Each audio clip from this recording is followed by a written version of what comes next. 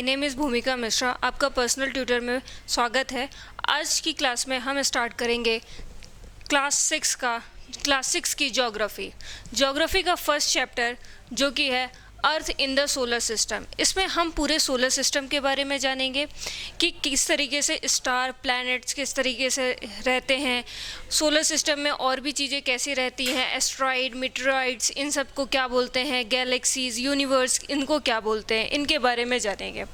सबसे पहली चीज़ आती है फुल मून, मतलब कि क्या कहते हैं, अपन जब देखते हैं रात में, अब जब आप अपने स्काई को देखेंगे तो आपको बहुत सारे स्टार्स देखने को मिलते हैं। कुछ स्टार्स जो ऐसे होते हैं जहाँ पे बहुत ज़्यादा क्या कहते हैं आपको लाइट देखने को मिलेगी, कुछ बहुत ज़्यादा स्पार्कल करते हैं, कुछ कम स्पार्कल करते हैं, किसी में बहुत ज़्यादा लाइट देखने को मिलती है, किसी में बहुत कम लाइट देखने को मिलती है।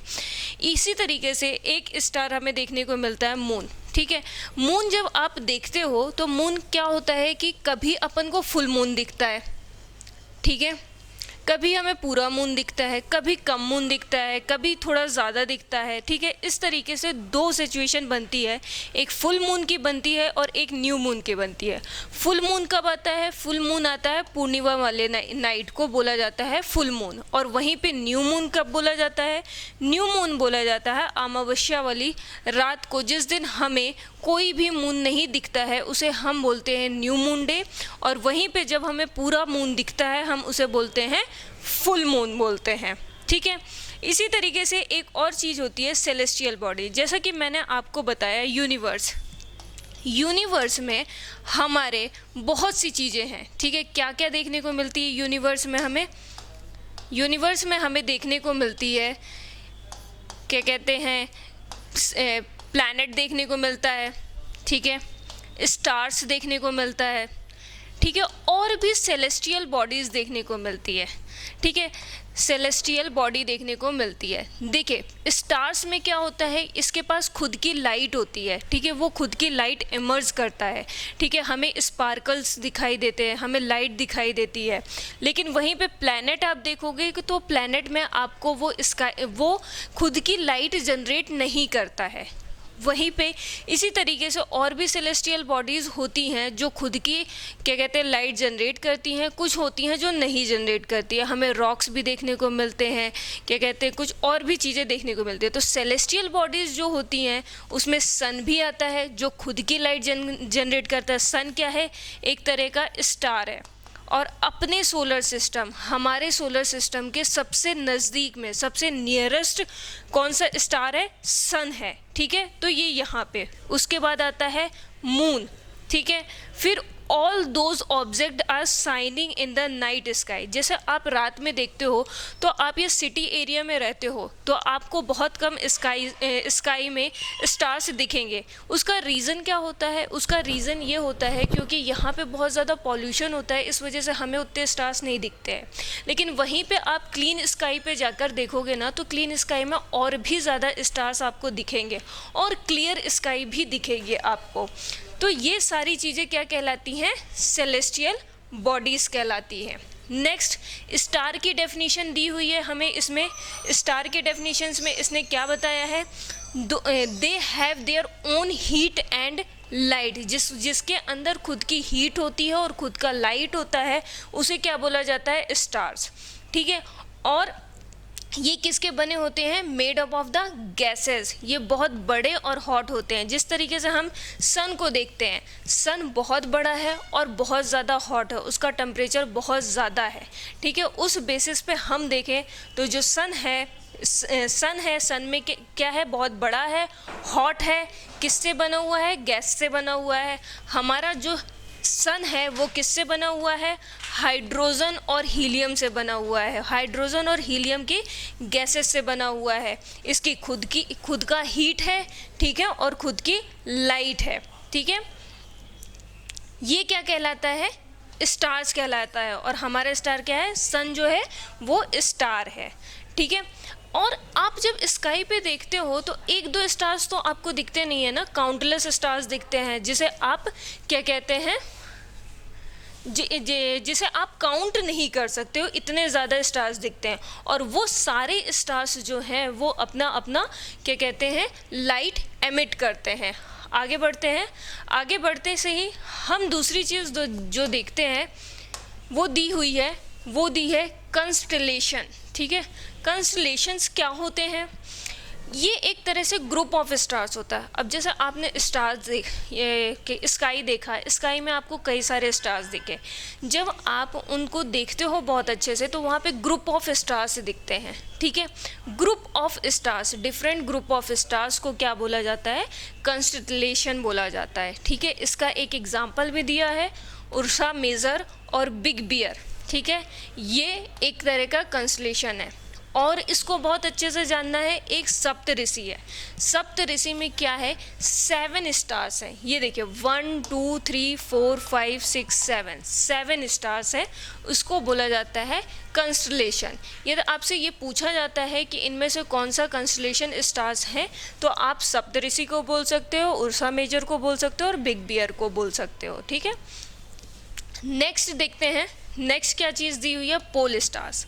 अब पोल स्टार्स जो है वो सब ऐसा स्टार है जो कि नॉर्थ पर ही रहता है। ठीक है, हमेशा नॉर्थ में ही दिखता है हमें। अब हम इसको कैसे, ये एक ऐसा स्टार है जो हमें नाइट में गाइड करता है कि किस साइड पे कौन सा डायरेक्शन है। ठीक है, तो ये पोल स्टार हमेशा नॉर्थ में रहेगा। हम इसको कैसे इतना बड़ा स्काई हम उसको कैसे जस्टिफाई करेंगे कि यही पोल स्टार है? एक तो सबसे पहली चीज़ उसकी लाइटनिंग बहुत ज़्यादा होगी। ठीक है, उसकी लाइटनिंग बहुत ज़्यादा होगी। दूसरा क्या होगा? ये सप्तऋषि के ना आगे साइड होगा। ठीक है, नॉर्थ साइड, तो उसको क्या बोलेंगे? नॉर्थ साइड होगा। The north star indicate the north direction. ये पोल स्टार नॉर्थ साइड होगा, उसे नॉर्थ स्टार भी बोलते हैं और द नॉर्थ डायरेक्शन को इंडिकेट करता है। ठीक है, हम कैसे लोकेट करेंगे? The position of pole star with the help of the Saptarishi. Saptarishi की हेल्प से हम उसको जस्टिफाई करेंगे। ये हुआ पोल स्टार। नेक्स्ट जो आता है बुक में वो आता है planet. What is planet? Planet एक तरह का सेलेस्टियल बॉडी है। जैसा कि हम सेलेस्टियल बॉडी के बारे में पढ़ चुके हैं, उसी तरीके से जो क्या कहते हैं प्लैनेट है, ये एक तरह का सेलेस्टियल बॉडी है। ये सेलेस्टियल बॉडी जो होता है, ये सेलेस्टियल बॉडी वो है जो अपनी लाइट एमिट नहीं करता है। ठीक है, इसके पास खुद की लाइट नहीं होती है, ये स्टार की लाइट से एनर्जी लेता है। वो क्या कहलाता है? Planet. Do not have their own heat and light, they little bit light of the stars. ये लाइट किससे लेता है? स्टार से लेता है। वो क्या कहलाता है? Planet.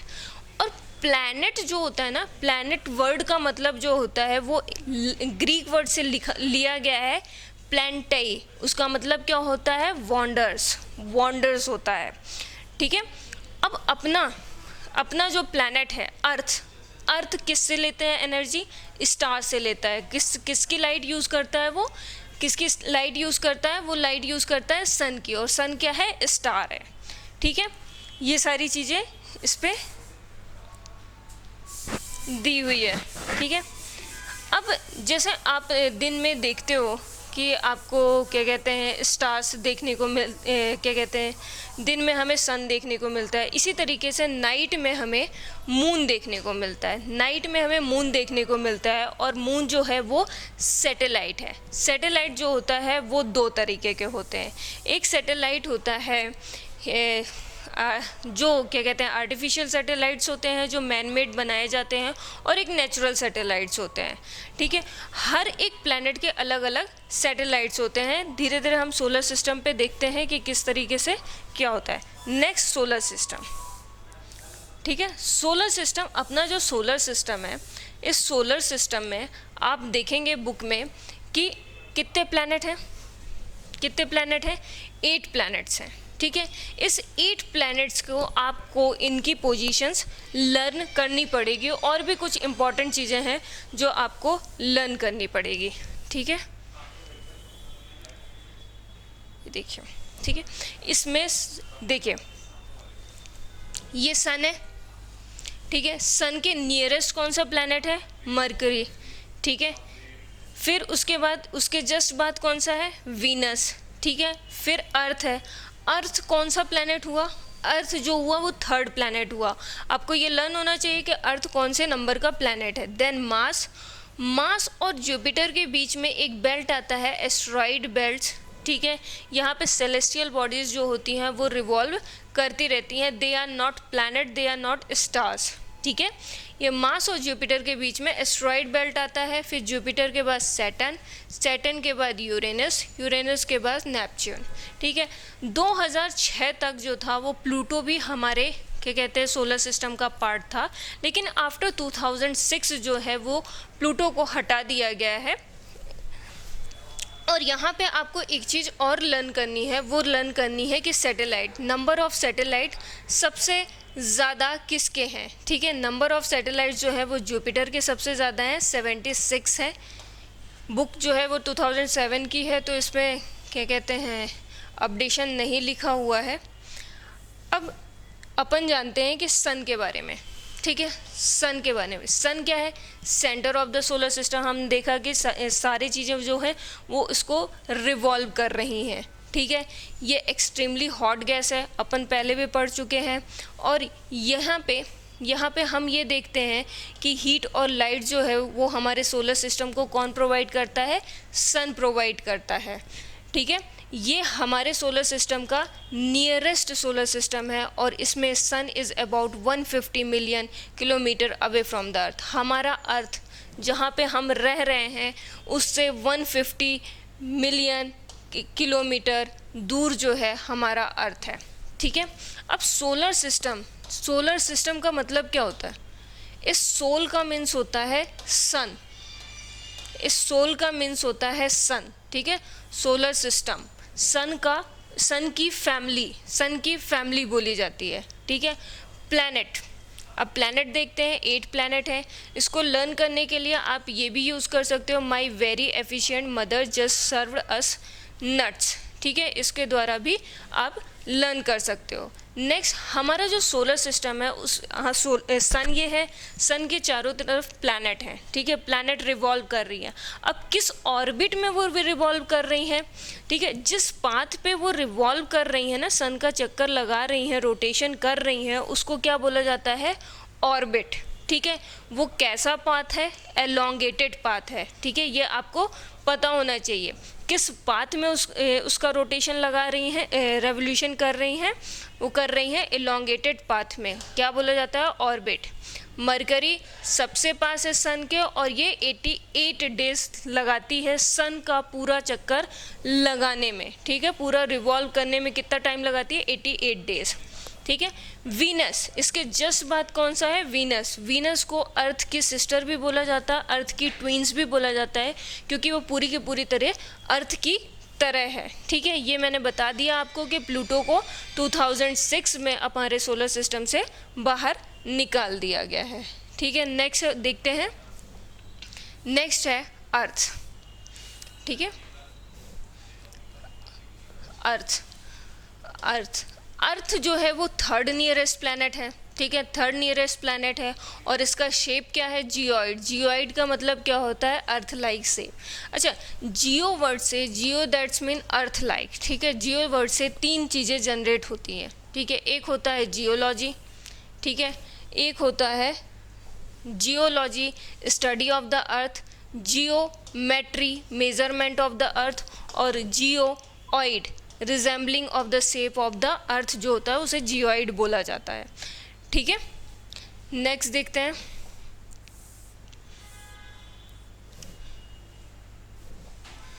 Continuous favourable to the support of life. अब जो हमारा अर्थ है, हमारा अर्थ जो है वो सोलर सिस्टम में एक लौता ऐसा प्लैनेट है जहाँ पे वाटर भी मिलता है, लाइफ भी मिलती है, ऑक्सीजन भी मिलता है। जो भी चीज़ें फेवरेबल है लाइफ को वो कंडक्ट कराने के लिए, वो सारी चीज़ें किस में मिलती है, हमें अर्थ में मिलती है, ठीक है।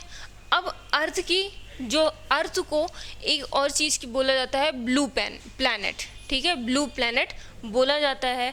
अर्थ का 2/3 सरफेस एरिया जो है वो वाटर का है, ठीक है। ये भी आपको पता होना चाहिए। और हमारे सोलर सिस्टम में एक लौता है जो कि सपोर्ट करता है अर्थ के लाइफ को सपोर्ट करता है, लाइफ सपोर्टिंग प्लैनेट है, ठीक है। इसे ब्लू प्लैनेट भी बोला जाता है क्योंकि 2/3 ऑफ द वाटर जो है वो 2/3 सरफेस जो है वो वाटर से कवर्ड है, ठीक है। नेक्स्ट देखते हैं, नेक्स्ट जो है वो है द मून। मून जो है वो एक अकेला सैटेलाइट है, ओनली वन सैटेलाइट है मून का, ठीक है। ये अर्थ की साइज़ का 1/4 है। 1/4 मीन्स होता है 1/4, ठीक है। अर्थ के साइज़ का 1/4 है, लेकिन तब भी हमें वो बहुत बड़ा दिखता है। जब आप कभी भी फुल मून वाले दिन देखोगे आप मून कभी ऑब्जर्व करना, तो वो हमें बहुत ज़्यादा बड़ा दिखता है। उसका रीज़न क्या है? क्योंकि वो हमसे बहुत पास है। जैसे सन हमसे बहुत दूर है, 150 मिलियन किलोमीटर, ठीक है, इतना दूर है। लेकिन वहीं पे हम जब अर्थ को देखते मून को देखते हैं तो ये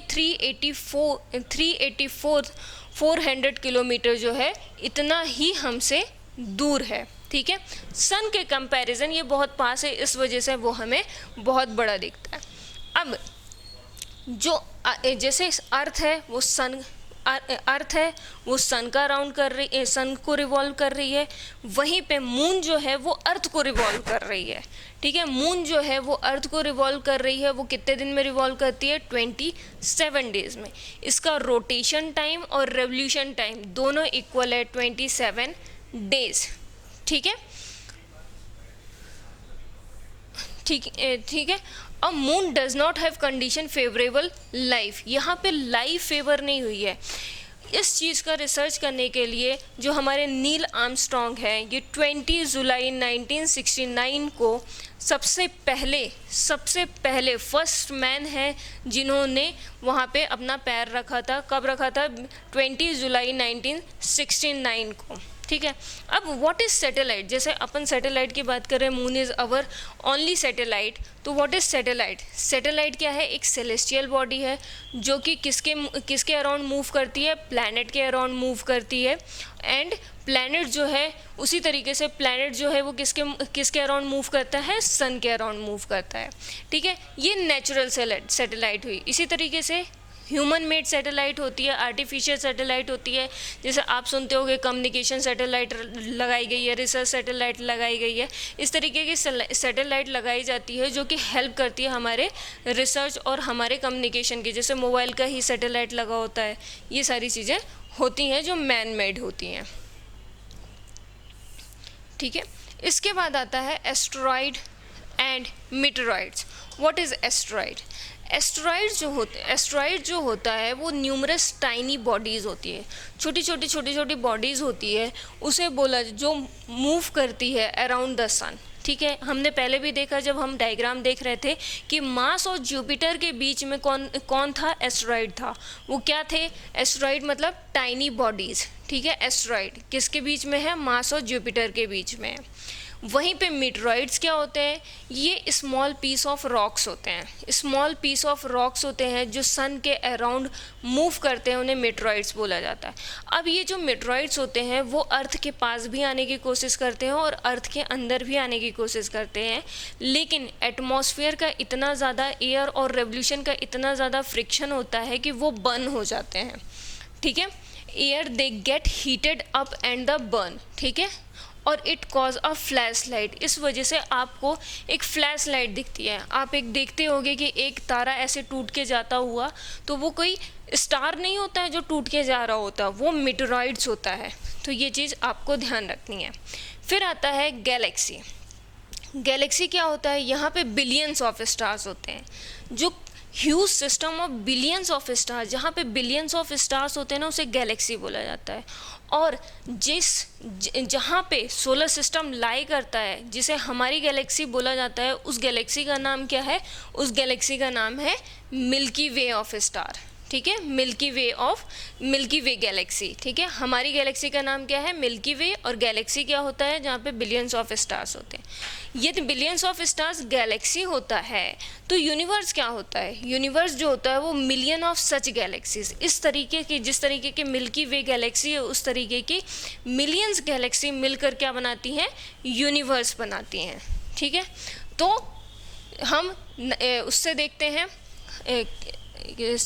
सोलर सिस्टम। देखिए सोलर सिस्टम है, ठीक है। ये मान लीजिए सोलर सिस्टम है, सोलर सिस्टम, कई सारे सोलर सिस्टम ऐसे स्टार्स बहुत सारे मिलाकर क्या बना, गैलेक्सी बना। गैलेक्सी के बाद क्या बना, गैलेक्सी बना, गैलेक्सी बहुत सारी गैलेक्सी बन के क्या बना, यूनिवर्स बना। ठीक है, उसे यूनिवर्स बोलते हैं। ठीक है, फिर ये आगे आपके क्वेश्चंस हैं। ठीक है, क्वेश्चन आंसर्स तो आप देख लेंगे। ये correct the answers multiple choice question देख लेते हैं। The planet known as the earth twins is, क्या होगा इसका राइट आंसर, इसका राइट आंसर होगा Venus. Which is the third nearest planet to the sun, sun के थर्ड नियरेस्ट कौन है, पहली Mercury, second Venus, third earth. ठीक है, all planet moves around the sun in a, कौन से पाथ में, सन के चारों तरफ जो प्लैनेट्स हैं वो रिवॉल्व कर रही हैं सन को। ठीक है, कौन से पाथ में रिवॉल्व कर रही हैं, इलोंगेटेड पाथ में। ठीक है, polar stars indicate in the direction of, कौन से डायरेक्शन में पोलर स्टार्स हमें देखने को मिलेंगे, नॉर्थ में। Asteroid found in the between the orbit of, asteroids हमें कहाँ देखने को मिले, मार्स और जुपिटर के बीच में देखने को मिले। होपफुली आपको आज का लेक्चर पसंद आया हो तो प्लीज़ अपने दोस्तों के साथ शेयर करें, लाइक करें। Thank you.